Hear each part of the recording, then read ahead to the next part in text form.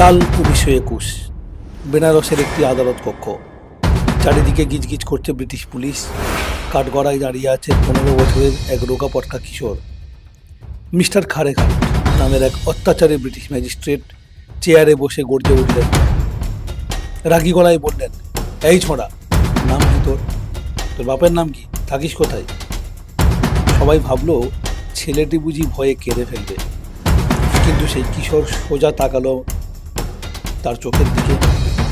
তার চোখে ছিল তীব্র আগুন।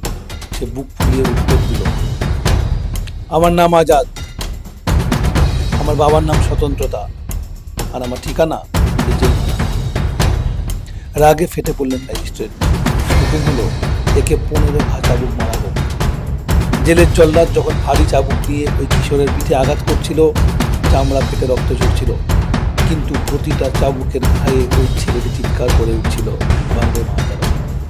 সেই দিন থেকে সে চিরকালের জন্য হয়ে গেল চন্দ্রশেখর আজাদ। তার আসল নাম চন্দ্রশেখর তিওয়ারি।